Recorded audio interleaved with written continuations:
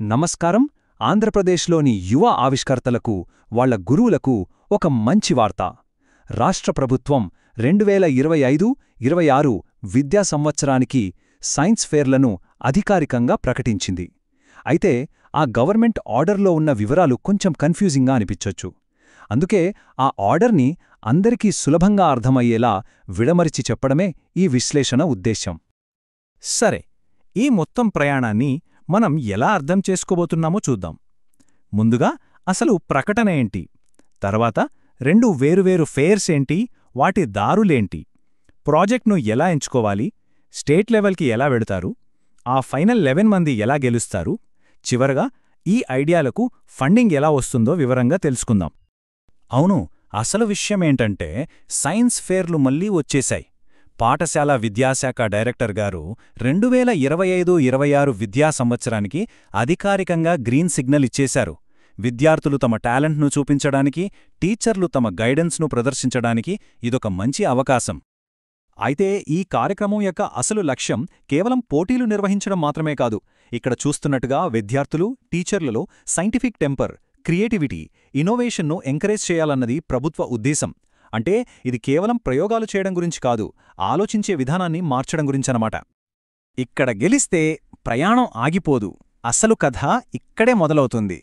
ఇక్కడ గెలిచిన ప్రాజెక్టులకు 2 పెద్ద వేదికలెదురుచూస్తున్నాయి.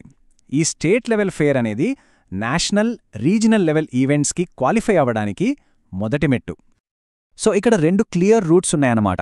ఒకవేళ ప్రాజెక్ట్ను ఒక టీమ్గా చేస్తే అది NCERT నిర్వహించే నేషనల్ లెవెల్ పోటీకి వెళ్తుంది. అదే ఇండివిజువల్గా లేదా టీచర్గా చేస్తే దాని గమ్యం సదరన్ ఇండియా సైన్స్ ఫేర్ అవుతుంది. కాబట్టి ప్రాజెక్ట్ రకాన్ని బట్టే ప్రయాణం ఏ దిశలో ఉంటుందో డిసైడ్ అవుతుంది. సరే, దారులు తెలిసాయి కదా.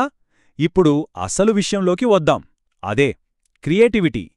ఏ అంశాలపై ప్రాజెక్టులు చేయవచ్చు, ఏ థీమ్లను ఎంచుకోవచ్చో ఇప్పుడు చూద్దాం. గ్రూప్ ప్రాజెక్టుల కోసం ఈ 7 సబ్ థీమ్లిచ్చారు. ఇక్కడో చిన్న స్ట్రాటజీ ఉంది. ప్రతి జిల్లా నుండి స్టేట్ లెవెల్కి ఒక్కో థీమ్కు ఒక్క ప్రాజెక్ట్ను మాత్రమే సెలెక్ట్ చేస్తారు. కాబట్టి కాస్త తక్కువ కాంపిటీషన్ ఉన్న థీమ్ను ఎంచుకోవడం తెలివైన పని కావచ్చు. ఇక ఇండివిజువల్ టీచర్ ప్రాజెక్టుల విషయానికొస్తే ఇక్కడ సెలెక్షన్ విషయంలో స్వేచ్ఛ చాలా ఎక్కువ.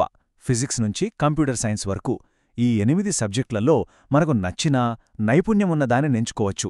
మన ప్యాషన్కి పట్టం కట్టొచ్చన్నమాట. ఓకే, ఐడియా వచ్చింది. ప్రాజెక్ట్ రెడీ అవుతోంది. మరి టైంలైన్ ఏంటి? ఎప్పట్లోగా ఏం జరగాలి?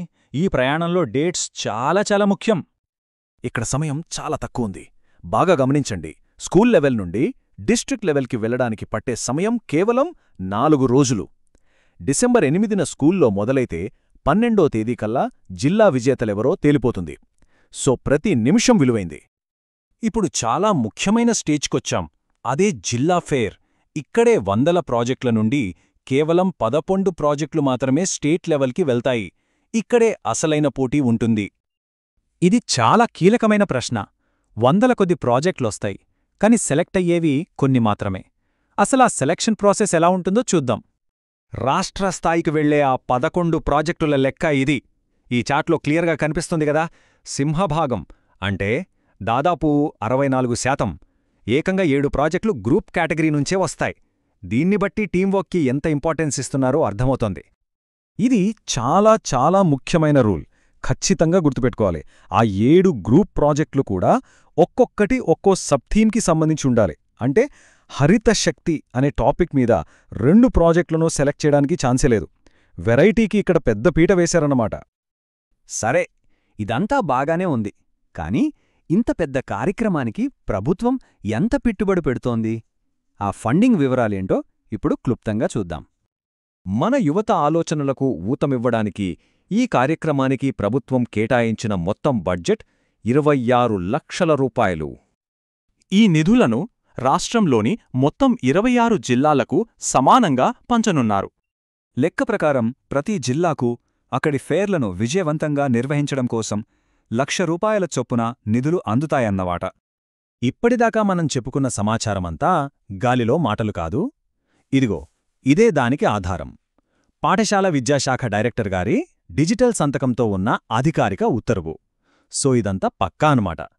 ఇది ఈ కార్యక్రమం ఎంత సీరియస్గా జరుగుతోందో చూపిస్తుంది. సో థీమ్స్ రెడీగా ఉన్నాయి, రూల్స్ క్లియర్గా ఉన్నాయి, వెళ్లాల్సిన దారి కూడా స్పష్టంగా ఉంది. మన చుట్టూ ఉన్న ఎన్నో సమస్యల్లో ఏ సమస్యకు పరిష్కారం చూపించే ప్రయత్నం జరుగుతోందో చూడాలి. ఏ కొత్త ఆవిష్కరణ పుట్టబోతోందో, ఏ వినూత్న ఆలోచన వెలుగులోకి రాబోతోందో